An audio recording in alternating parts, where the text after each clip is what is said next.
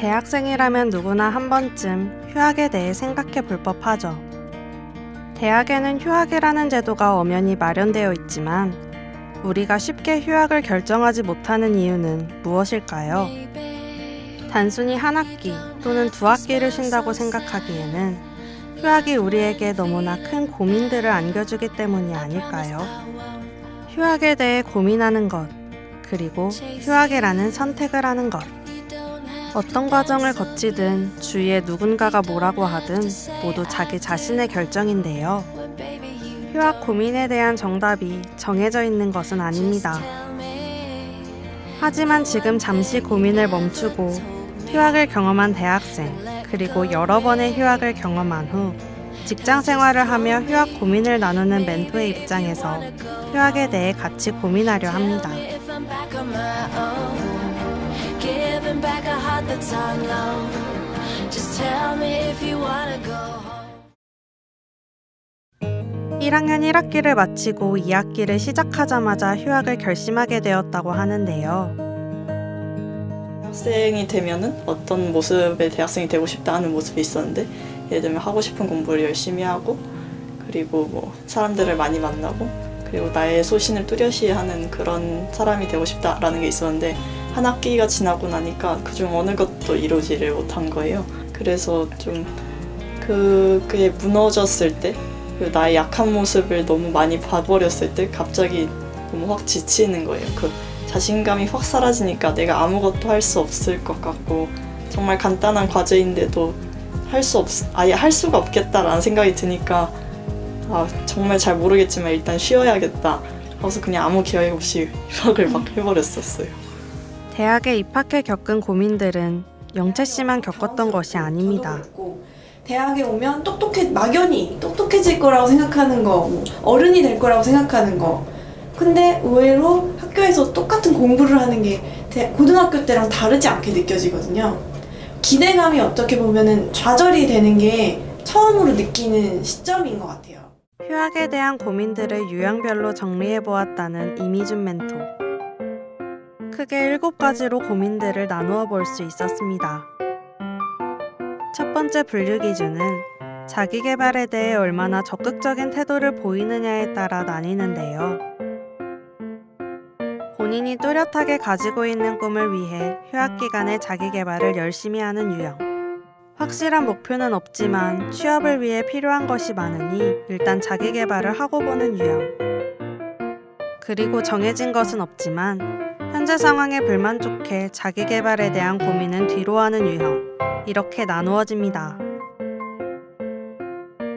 또 각각의 유형은 확실한 꿈이 있는지 없는지, 취업에 대한 불안감은 어느 정도인지, 그리고 불만족스러운 상황의 원인이 어떤 것인지에 따라 세분화되죠.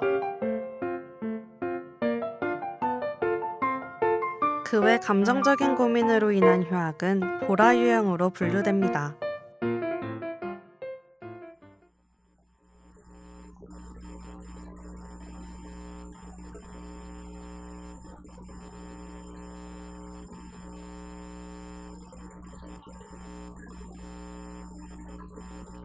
이러한 휴학 고민 유형에 비추어 보았을 때 영채 씨의 고민은 남색 혹은 보라 유형 정도가 아니었을까요?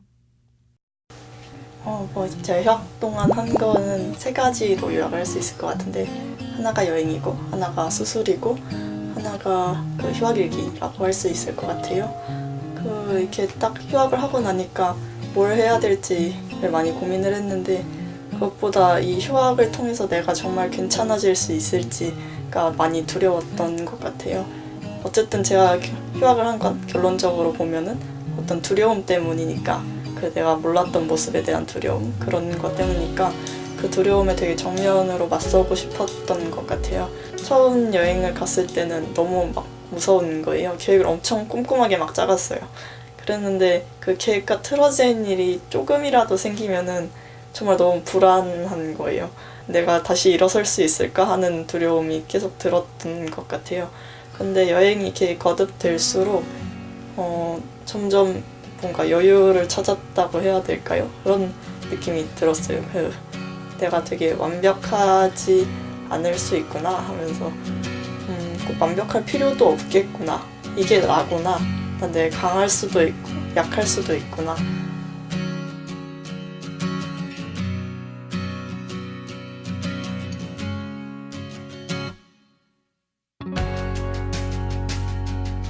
휴학 중 있었던 영채 씨의 여행.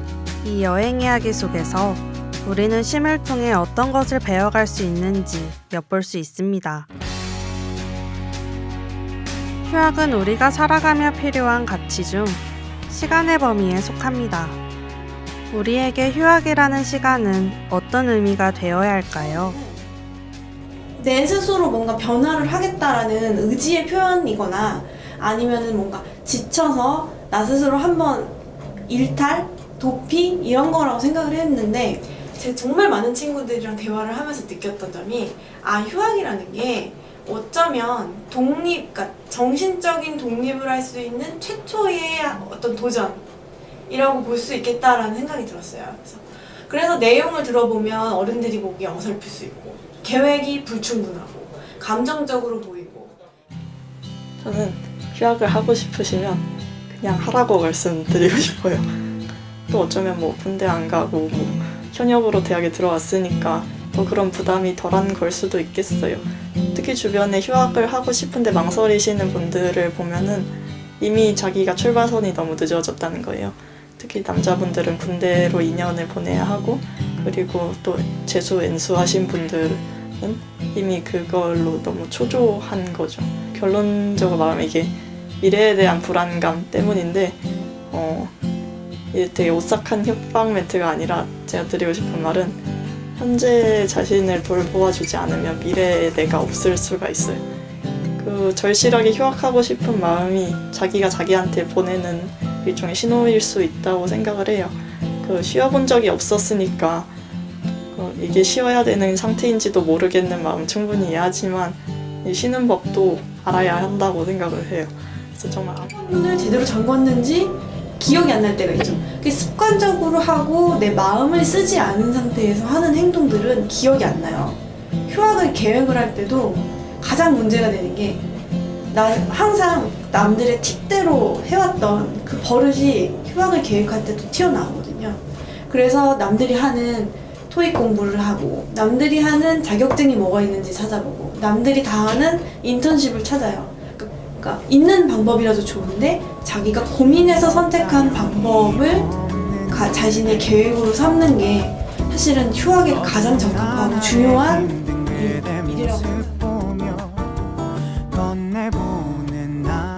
조금 더 빠르게, 조금 더 잘, 조금 더 효율적으로 이루어내는 것에만 익숙해져 온 우리. 그래서 지금이 쉬어야 할 상태인지조차도 모르고 있는 게 아닌가 싶은데요. 쉬어보지 못해서, 쉬어도 되는지에 대한 고민이 부족해서 휴학을 망설이셨다면 자신을 돌아보며 현재의 나를 돌봐주는 시간을 가져보는 것은 어떨까요? 한숨 정도는 돌려도 된다고 우리 잠깐 쉬어갈래요.